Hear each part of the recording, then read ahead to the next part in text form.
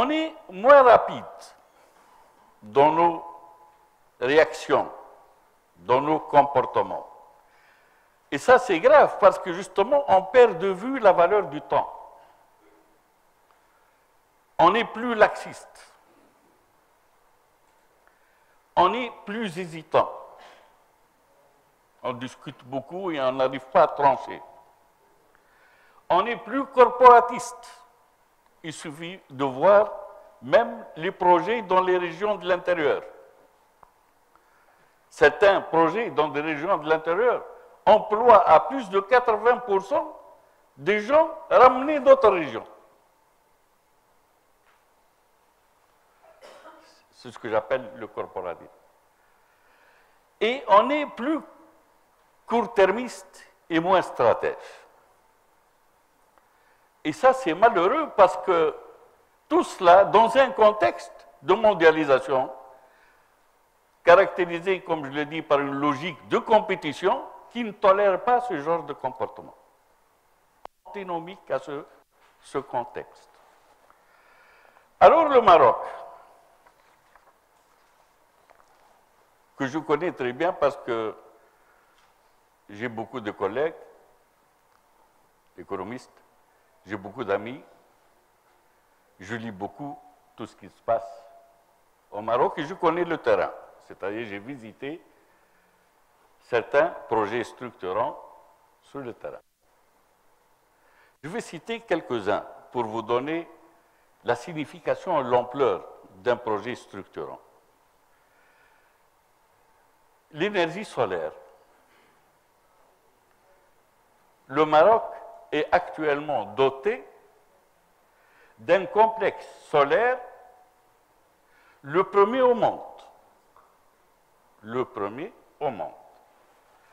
Et il est associé à une plateforme de recherche et de développement. Ce n'est pas la production seulement. Et c'est un projet très ambitieux parce que il combine le solaire thermique et le solaire photovoltaïque. C'est un projet qui s'inscrit dans la logique du développement durable, dans la mesure où il préserve l'environnement et il vise la réduction de la dépendance. Le Maroc est dépendant à 95% de combustibles fossiles, charbon et gaz et fioul. En l'an 2020, il projette de réaliser 42% de sa capacité électrique provenant des ressources renouvelables, l'eau, le vent et le soleil, pratiquement 14%. Et projette d'être à 52% de ce taux en l'an 2030, c'est-à-dire quelques années plus tard. Ça, c'est un projet structurant, parce qu'il va irriguer tout le tissu économique. Il va, par justement l'électricité, qui est une énergie et qui est nécessaire à tout le tissu économique, dans tous les secteurs. Et il va réduire la dépendance et préserver l'environnement. Vous voyez les qualités d'un projet structurant. Ce n'est pas seulement créer de la richesse, employer, dynamiser quelques régions, non, non, ça irrigue tout le pays, tout le tissu. Deuxième projet, je donne un exemple d'un deuxième projet. Tanger méditerranéen. C'est un complexe industrialo-portuaire intégré autour du port de Tanger. Et c'est énorme.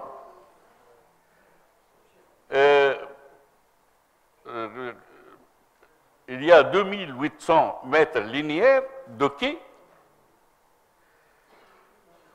qui aura une capacité de plus de 9 millions de conteneurs par an. Et il sera très bientôt, il n'est pas encore classé, parmi les 20 plus grandes plateformes mondiales. Et ce genre de projet signifie quoi? Que le pays est capable de valoriser sa position géostratégique. Parce que devant elle, il y a la Méditerranée, par laquelle passe plus de 40% du commerce mondial. Donc, à côté de la capacité de valoriser des richesses naturelles, soleil, eau, vent, et tout ça, qui est un avantage compétitif qu'on met en valeur, il y a la capacité aussi de valoriser des positions géostratégiques. Je me contente de souligner un troisième projet qui est important. C'est le TGV, train à grande vitesse.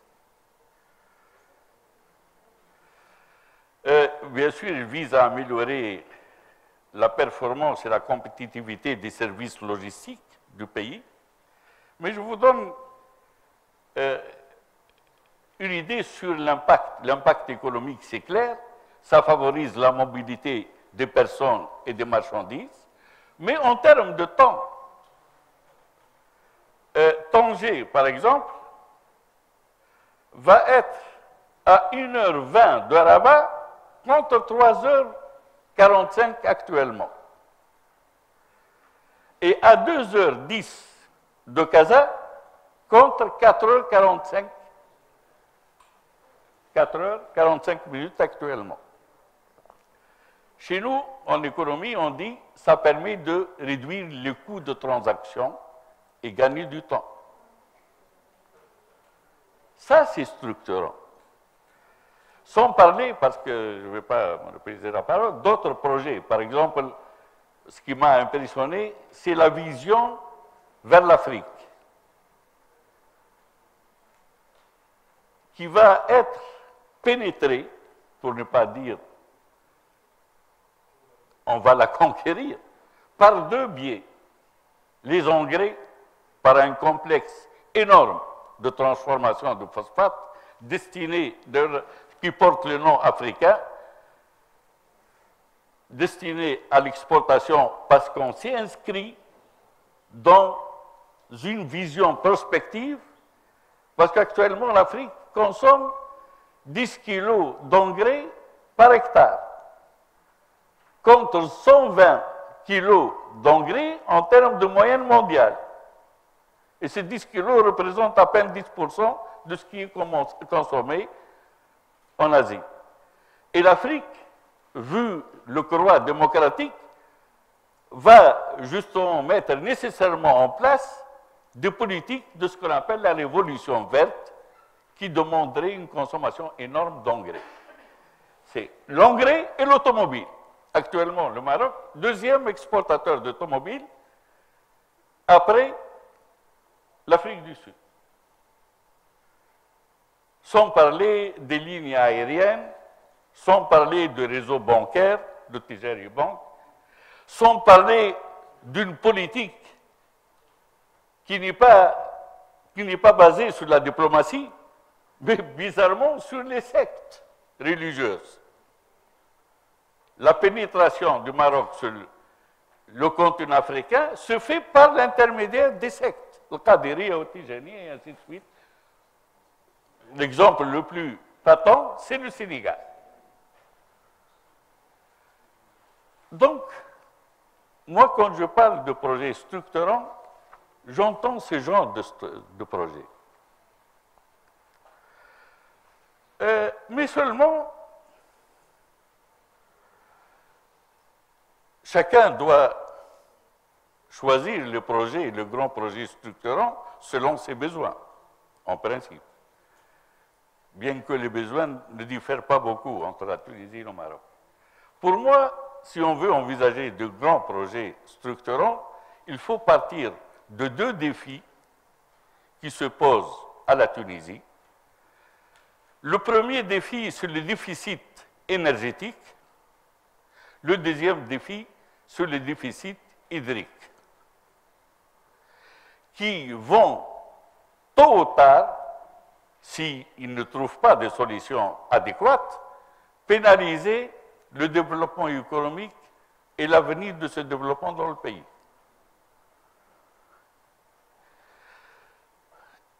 À partir de ces deux déficits, pour moi, il faut des grands projets structurants, genre l'exploitation de l'énergie solaire, et nous avons des offres, malheureusement, qu'on n'a pas pu saisir jusqu'à maintenant, venant de l'Allemagne, oui, de l'Allemagne, mais on hésite, je ne sais pas pourquoi on hésite, parce que cette énergie réduit la dépendance. Si on arrive à l'exploiter, ça pourrait nous permettre de réduire la dépendance, de réduire la caisse de compensation et soulager les finances publiques. Et ça permet aussi de fournir, d'irriguer d'autres projets plus structurants concernant les dessalements de l'eau de mer, dont l'agriculture en a énormément besoin. Et parce que, associé à ces deux déficits que je viens d'évoquer, il y a le déficit alimentaire, évidemment. Si on ne trouve pas suffisamment de l'eau et de l'électricité, aussi de l'énergie, parce qu'on court aussi vers un autre déficit pénalisant. Deuxième orientation, il faut profiter de notre position géostratégique et faire ce fameux port dans les eaux profondes, quel que soit son coût et quelle que soit sa localisation. Oui. À nos pieds face, arrêtons d'hésiter, ou tergiverser aussi. Arrêtons d'hésiter. Enfin, dernier point, il ne suffit pas de faire des grands projets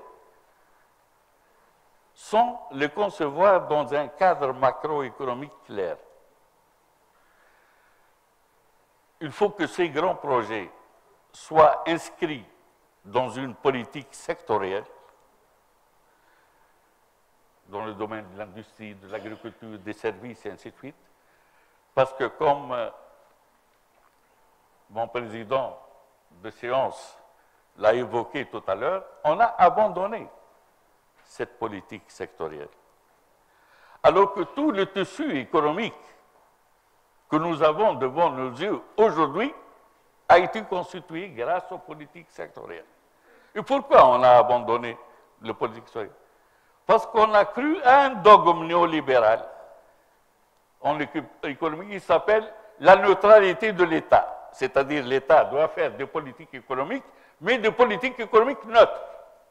Ça veut dire neutres, qui ne biaisent pas le fonctionnement du marché, qui laissent le mécanisme de marché commander l'affectation des ressources humaines et financières, spatialement et sectoriellement.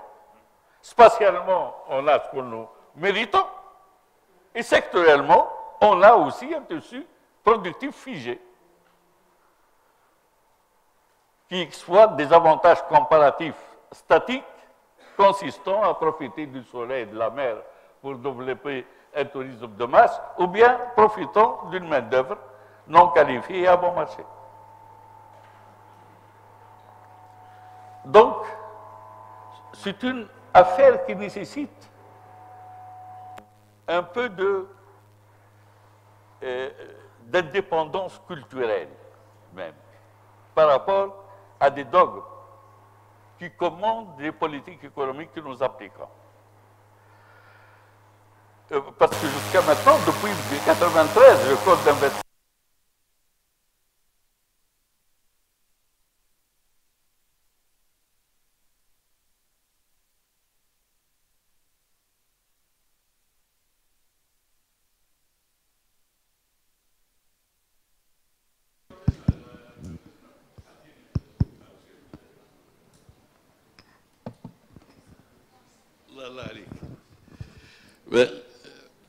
Parce que jusqu'à maintenant, bien que nous avons une loi d'investissement, mais nous continuons à subir les conséquences de l'application du Code d'investissement de 1993, ce Code s'est contenté d'accorder d'une façon uniforme des avantages financiers et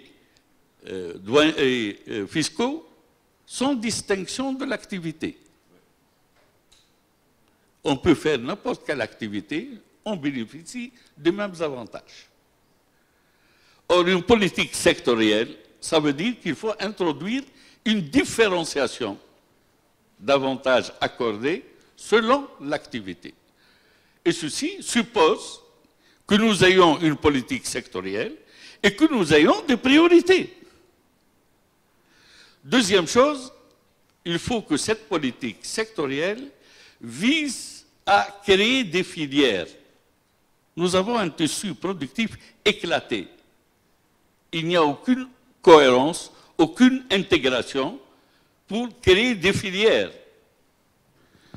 Par exemple, les filières, dans le textile, nous avons une branche dynamique, nous avons de la compétence et de la tradition, mais on s'est spécialisé dans la fin de la chaîne, la confection. Sans aucune... Et une confection réalisée dans le cadre de la sous-traitance est destinée au marché extérieur. Résultat, nous avons un tissu non intégré entre les activités constitutives de la même filière. Et on trouve ça dans beaucoup d'activités. Troisièmement, il faut repenser notre découpage territorial et notre politique d'aménagement du territoire. On ne peut pas faire de projets structurants qui ne sont pas intégrés dans un tissu urbain capable de permettre l'irrigation de leur effet, territorialement et sectoriellement. Enfin, cela nécessite un vrai partenariat entre public et privé. Ça veut dire un vrai partenariat, basé sur des relations contractuelles qui permettent de ne pas socialiser les pertes et privatiser les gains. Nous, maintenant, nous avons un partenariat qui ne peut que socialiser les pertes, c'est-à-dire dans les textes, hein, parce qu'il n'est pas encore appliqué concrètement, et privatiser les gains. Cela veut dire que ceci relève d'un partenariat non inséré dans une logique gagnant-gagnant. Et d'ailleurs, non inséré dans une logique d'un schéma de développement, d'une vision de développement, puisque nous n'avons pas de politique sectorielle, ni de politique de filière. Voilà, monsieur, les quelques remarques que j'ai à faire à propos de ces thèmes de grands projets structurants, et merci pour votre attention. Merci, c'est Abdeljalil, d'avoir rappelé 2 ou 3 choses, à mon avis, importantes. D'abord, que ces grands projets structurants doivent être l'expression et l'émanation d'une vision, d'une bonne lecture des défis que va connaître le pays pour les 20-30 prochaines années. Et les grands projets structurants ne sont que cette traduction de projets qui nous permettent donc de relever ces défis et d'atteindre les objectifs de développement qu'on peut se fixer. Deuxièmement, effectivement, les grands projets structurants ne sont pas nécessairement des projets. C'est-à-dire que ça peut être, à un certain moment, et même dans la recherche, si vous vous rappelez, on avait appelé ça les grands projets nationaux mobilisateurs. Mobilisateur. Et je donne l'exemple, e-santé.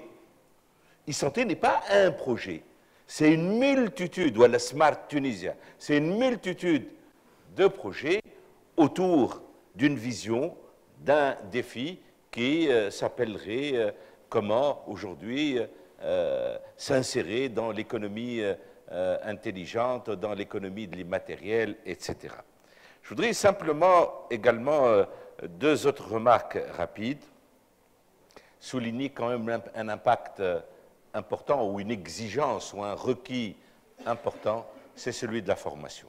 Ces grands projets structurants nécessitent une vraie révolution au lieu dans le domaine de l'éducation, de la formation professionnelle et de l'enseignement supérieur, et il peut y avoir des risques de déphasage importants. On s'engage dans des projets sans avoir préparé le terrain au niveau des compétences requises pour ce type de projet. Et enfin, vous avez parlé du nouveau code d'investissement et du plan. Le plan a parlé d'une orientation, et même le code y fait allusion, le nouveau code d'investissement, de l'orientation vers les projets à valeur ajoutée, vers les secteurs à forte valeur ajoutée. Quand vous regardez précisément aujourd'hui les projections de croissance sur les 5 prochaines années au niveau sectoriel, on ne trouve que des activités classiques. Donc, en amont, on dit on veut encourager des activités à valeur ajoutée, il faut parler de ces grands projets structurants. Quand vous regardez les indicateurs de croissance, c'est toujours le même modèle de croissance qui est adopté à un niveau sectoriel. Alors, nous allons passer maintenant la parole à la salle. On se prend combien de temps, si Taïb? 10 minutes. 10 minutes, donc soyez bref, s'il vous plaît. Mademoiselle, qui peut nous aider?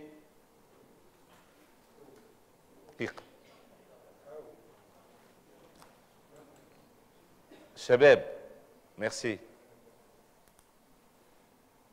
Alors, on a un micro ici.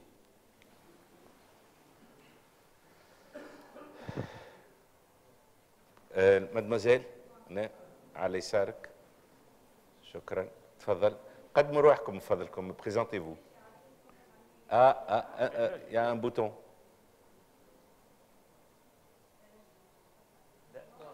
استنى حتى يحلوا من الغادي. Ça va? Oui, ça va. Donc, je suis Hadej Abir, première année ENA. Donc, ma question est la suivante. Quel est le projet structurant ou bien la stratégie à définir pour augmenter les secteurs à forte valeur ajoutée à la place des secteurs à faible valeur ajoutée à travers le mécanisme des firmes multinationales? C'est-à-dire, en d'autres termes, comment pourra-t-on attirer les firmes multinationales dans les secteurs à forte valeur ajoutée, en sachant que ces secteurs sont intensifs en main-d'œuvre qualifiée? Donc, comment pourra-t-on augmenter le stock de capital humain ou bien la main-d'œuvre qualifiée parce que ce secteur-là pourra augmenter donc la rentabilité des firmes multinationales qui cherchent toujours la disponibilité de main-d'œuvre qualifiée en Tunisie. En d'autres termes, est-ce que vous voyez que le projet structurant donc, sera l'éducation? C'est l'augmentation des dépenses pour l'éducation et l'amélioration de la qualité de l'éducation pour augmenter ce stock de main-d'œuvre qualifiée et attirer les firmes multinationales vers ces secteurs comme la construction. C'est clair, merci. Voilà, merci. Oui, tfadal. Bah, d'accord. Pardon, ça marche.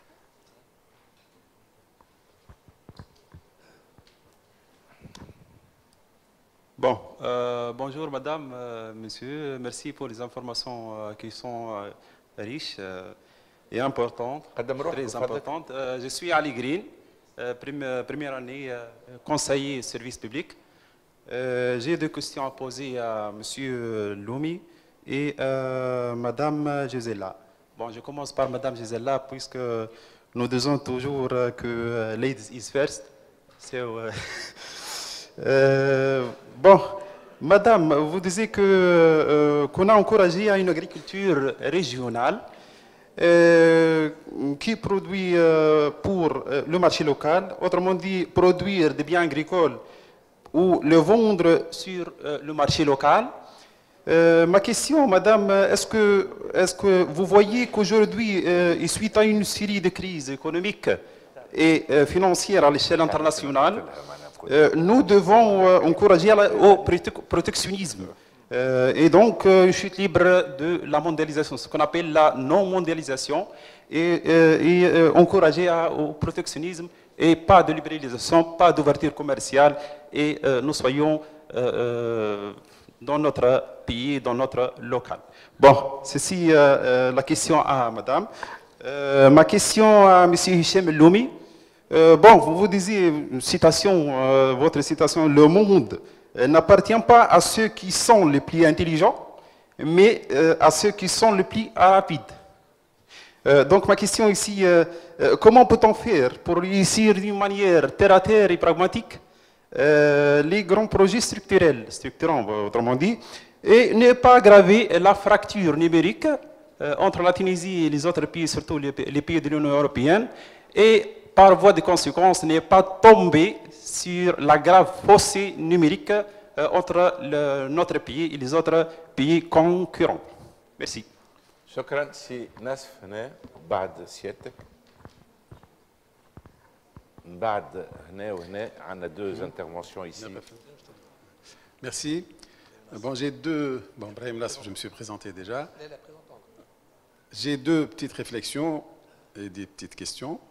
La première, la phrase qu'a dite Hichem, on a besoin d'une Tunisie apaisée.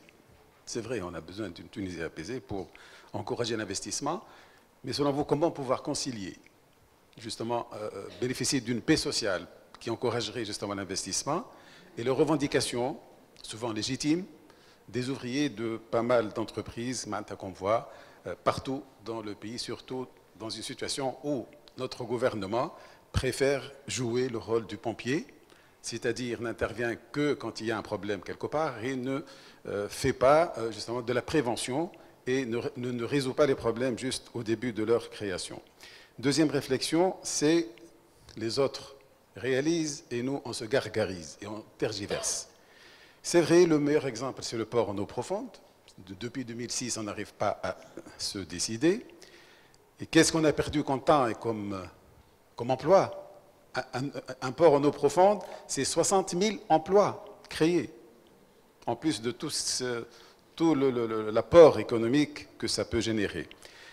Comment voulez-vous justement qu'on avance et qu'on crée justement ces entreprises quand nous avons un Parlement qui est en train de voter, contrairement à ce qu'on peut penser, plusieurs lois, mais les décrets d'application, on ne les voit pas venir. Le décret d'application du PPP, on ne le voit pas encore apparaître, ça fait plus d'1 an qu'on a voté cette loi. Il y a cette histoire de banque des régions. On l'a votée. Où est-ce qu'elle est, cette banque des régions? On ne la voit pas venir. Comment voulez-vous encourager aussi, si Hichem aussi a parlé de développer, redévelopper le secteur du textile. Mais comment on peut faire ça quand vous avez une importation anarchique de produits finis, de Turquie et d'ailleurs, qui pénalise justement l'industrie textile tunisienne, et j'en connais plusieurs industriels qui sont en train de fermer, de délocaliser leurs industries et de vivre des difficultés énormes. Bien sûr, on peut dire qu'on est dans une zone de libre-échange. Comment concilier justement ces deux phénomènes, être en symbiose avec justement tout le monde économique et préserver un petit peu nos industries qui sont dans des situations difficiles après la Révolution. Merci. Merci. Oui, تفضل. Oui. ومن بعد mademoiselle من بعد السيد. Voilà. Nasreddin Harzal, cycle supérieur de l'ENA. Est-ce que vous pensez que l'incapacité de comprendre et de tracer la teneur du principe et du concept de l'intérêt général économique justifie le caractère court-termiste et corporatiste de l'action publique en matière économique? Et merci. Oui, تفضل. Oui, bonjour. Je voulais interpeller Syed Loumi. Je me suis inquiété que vous n'avez pas parlé des énergies renouvelables comme projet structurant en Tunisie. C'est très important. Un deuxième point, c'est concernant l'agriculture et l'agroalimentaire. Maintenant, je crois qu'il faut dépasser l'agroalimentaire et aller valoriser nos connaissances traditionnelles concernant des produits d'où on peut extraire des principes actifs, des antioxydants, des compléments de régime alimentaire et tout ça. Ma troisième question, c'est est-ce qu'on peut parler de projets structurants au niveau régional ou au niveau d'une ville? Merci. Au niveau de? D'une ville. D'une ville, ok. Fadal, madame. Oui, bonjour. En fait, c'est Amal Belhaj Khalifa, donc étudiante en première année CSP donc, à l'ENA. Donc, je vous remercie tout d'abord pour vos interventions. Et j'aurais donc 3 questions à vous poser. Donc, quels sont les principaux obstacles pour les alternatives donc, des projets structurants donc, concernant le domaine énergétique? Donc, j'entends par cela donc, le domaine donc, de la photovoltaïque et l'énergie éolienne. Donc, ma deuxième question concerne donc, l'aspect de revalorisation donc, du produit touristique. Donc, face à la dégradation donc, de l'attractivité touristique donc, de la destination Tunisie. Et la troisième question, c'est par rapport à vos recommandations donc, pour l'amélioration du climat d'affaires. Merci. Merci. Alors, je vais donc donner la parole au panel pour répondre aux différentes questions. Commence par Madame Lady First, a dit. Voilà. Donc, il y avait cette... On entend? Oui, ça va. Il y avait cette question que vous avez posée concernant l'agriculture. Bien sûr, il y a actuellement une tension entre le local et le mondial. Mais il faut voir les faits. Dans les faits, l'exportation tunisienne vers l'Union européenne ne représente presque pas, un peu moins qu'1%. Et donc l'importation de la Tunisie, la dépendance de la Tunisie du marché européen, c'est de plus de 80%. Donc, si l'agriculteur représente une partie minime de ce qui est exporté en Europe, on peut se demander si le secteur de l'agriculture est le secteur bien pour se mondialiser. Et il y a une preuve. Donc, en 2008, il y avait cette grande crise du blé. Quand la politique d'ajustement structurel a demandé aux Tunisiens donc, de suivre cet avantage comparatif, et on a développé donc l'huile d'olive, les dattes, etc. comme produits à exporter, et on a réduit donc la production du blé. Donc, on était dépendant du marché mondial du blé. Et à cause de la spéculation sur le blé, la Tunisie a dû payer très cher le blé sur le marché mondial, et les devises qu'elle a gagnées avec les dattes et l'huile d'olive, etc., n'ont pas suffi pour payer les dettes. Et donc, il y a un endettement consécutif. Donc, on peut éviter ça.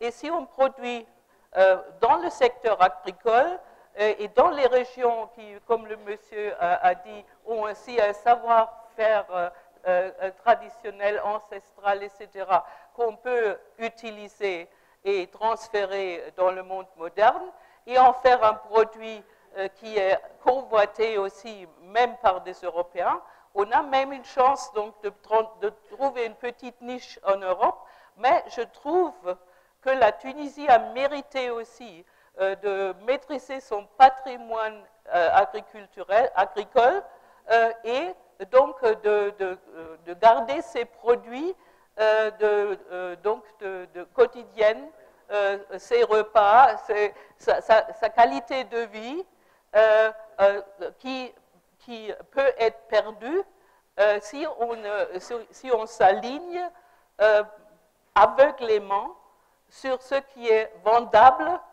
en Europe et on perd de vue toute la variété qu'on a.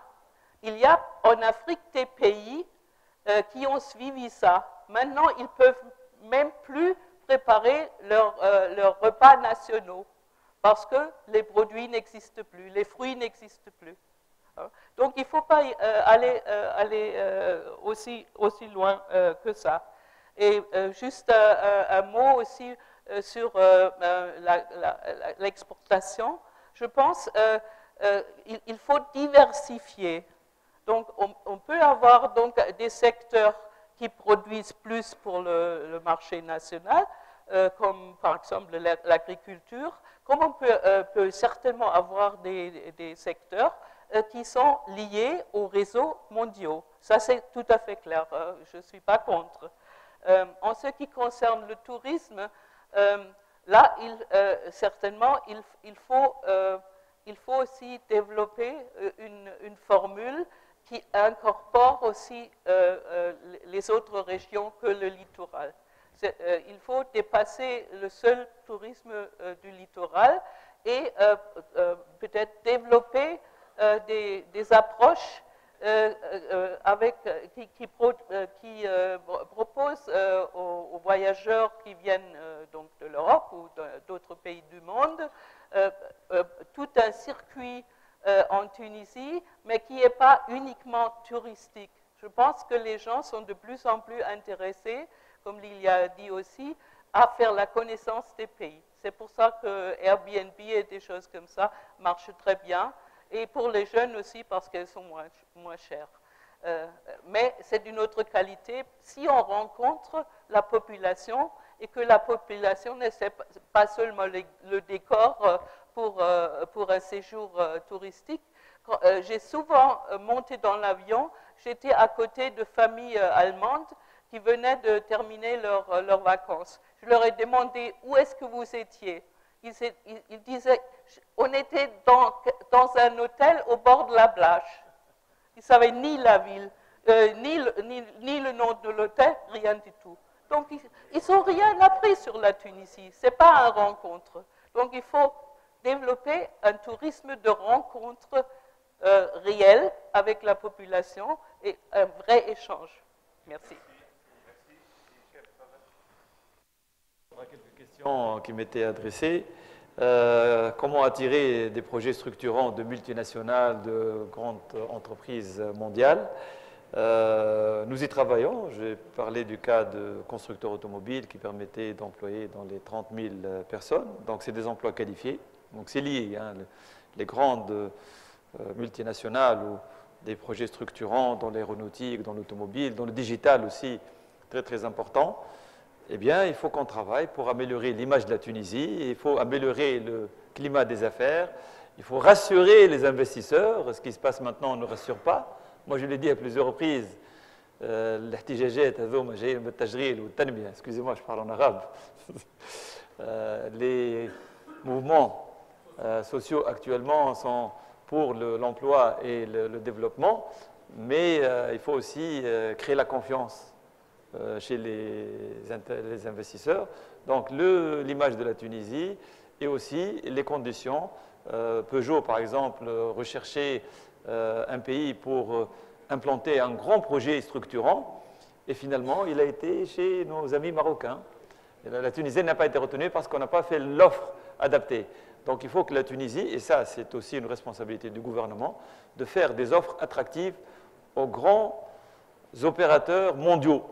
Boeing qui est allé au Maroc, PSA qui est allé au Maroc, voilà. Donc il faut être plus attractif et ça c'est aussi, ça peut être aussi un PPP, donc partenariat public-privé. Nous à l'UTICA on s'implique beaucoup dans le volet international, donc ça c'est lié. Donc bon projet structurant, mais également des emplois qualifiés.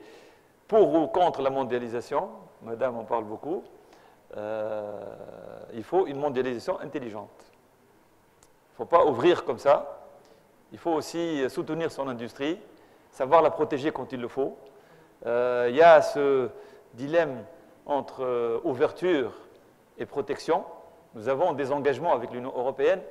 Donc, faut-il interdire les produits européens? Il y a 3 500 milliards d'importations de produits qui ne sont pas indispensables par an. Beaucoup viennent de l'Union européenne, certains viennent de Turquie, mais beaucoup viennent de l'Union européenne. Faut-il arrêter d'importer ces produits qui ne sont pas indispensables? Bon, il y a les mesures non tarifaires pour ça, hein. Il y a des solutions. Donc, protéger l'industrie, le textile, vous en avez parlé. Il y a tout un programme qui se prépare pour le textile, je ne vous cache pas. Il y a eu que ce mouvement de révolte au niveau de l'UTICA qui a été suivi de manière très positive. Donc, les revendications étaient réelles et nous travaillons avec le gouvernement, mais avec le GTT aussi. Donc, le côté social est important. Il y a une acceptation de la part du GTT qu'il y a de vrais problèmes et qu'il y a cette question de paix sociale, mais aussi de compétitivité de l'entreprise. Donc, il faut trouver l'équilibre entre une entreprise compétitive, mais aussi une paix sociale, et aussi traiter la problématique du pouvoir d'achat du citoyen. Donc, tout est lié. Madame en a parlé tout à l'heure au niveau des salaires. C'est un problème. Il faut que les Tunisiens vivent mieux. Il faut qu'ils aient des revenus qui leur permettent d'avoir une vie digne. Mais il faut aussi monter en gamme. Les Allemands, c'est le deuxième ou premier exportateur mondial avec des coûts très élevés. Les salaires allemands, c'est très loin des salaires tunisiens. Pourquoi ils arrivent à exporter? Parce qu'ils sont dans le haut de la chaîne. Ils ont dans des valeurs ajoutées très importantes, avec beaucoup de technologies. Ce n'est pas du low cost. Le low cost, il le fabrique ailleurs. Donc ça, c'est un point très important. Les énergies renouvelables, je suis passé très rapidement, j'ai parlé d'énergie, projet structurant dans l'énergie, mais c'est vrai, c'est une filière où on peut développer des projets structurants. Des projets structurants dans les régions ou dans les villes, oui, bien sûr. Et d'ailleurs, chaque région a ses spécificités et chaque région peut développer des filières économiques où elle se distingue. En France, vous avez par exemple Toulouse pour l'aéronautique. Donc les régions et les projets structurants, oui, bien sûr. Les obstacles aux projets structurants, nous les vivons continuellement. Donc là, ça fait partie de l'environnement des affaires et des simplifications et des facilitations. Juste, je rectifie tout à l'heure ma déclaration, j'ai parlé d'intelligence et rapidité, c'est-à-dire le monde appartient pas à ceux qui sont les plus intelligents, mais à ceux qui sont plus rapides. Je dirais, il ne suffit pas d'être intelligent, mais il faut être plus rapide. Parce que l'intelligence, nous avons quand même de l'intelligence en Tunisie, nous avons beaucoup d'idées, mais c'est la réalisation qui manque. Merci. Merci. M. Juste rapidement, je voudrais insister sur le fait, parce que si je veux me mettre à réagir aux réflexions qui ont été avancées, ça demande beaucoup de temps, mais je vois M. Zeher, il est pressé. Donc, je veux dire d'une façon peu protocolaire, il faut se mettre au travail, avoir du recul par rapport aux dogmes et aux recettes simplistes toutes faites.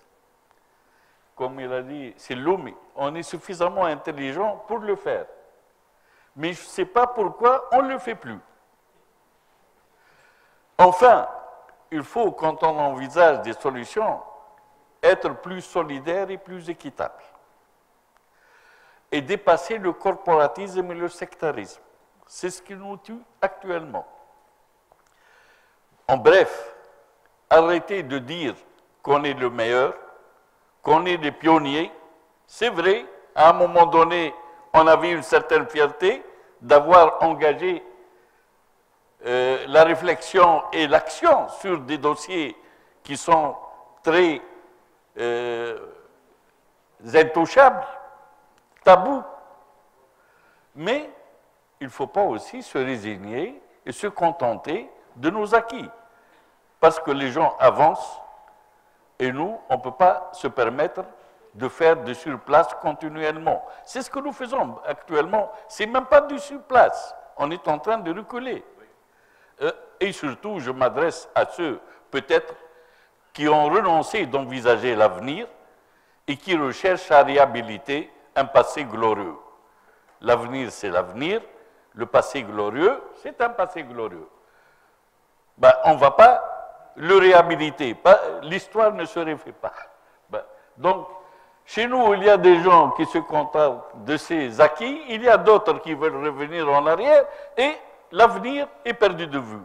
Or, il est temps, actuellement, de se mettre au travail et d'envisager l'avenir sérieusement. Merci. En conclusion, j'ai simplement une seule remarque conclusive. Je ne crois pas que la Tunisie est en déficit d'idées ou de projets. On n'en manque pas. On sait ce qu'il faut faire. On sait identifier. On a tous su diagnostiquer d'abord la situation. On est quasiment tous d'accord sur le diagnostic. On est quasiment tous d'accord sur les solutions à apporter. Je dis quasiment, il y a de temps en temps des choix et des différences et des nuances parfois idéologiques. Mais notre problème est un problème de mise en œuvre et de réalisation. Nous avons un grave problème de méthodologie. Voilà. Et je crois que si on veut accélérer aujourd'hui les réalisations, mettre en œuvre des projets, comme l'a dit Abdel Jalil, ces idées, on les a depuis quelques années. Pourquoi d'autres les ont réalisées et nous sommes restés à faire du surplace et probablement à régresser. Ce n'est pas une note très optimiste. Je crois que tout le monde est conscient, et c'est ça ce qui est important, tout le monde est conscient pour apaiser la situation, je suis d'accord avec Hichem, et pour aller de l'avant. Alors il ne me reste plus qu'à vous remercier pour votre attention, à remercier particulièrement les jeunes étudiants qui ont été parmi nous toute la matinée. Merci pour votre attention et vous êtes tous cordialement invités à un déjeuner offert par l'ONTT. C'est Taïba Kawalé. Merci.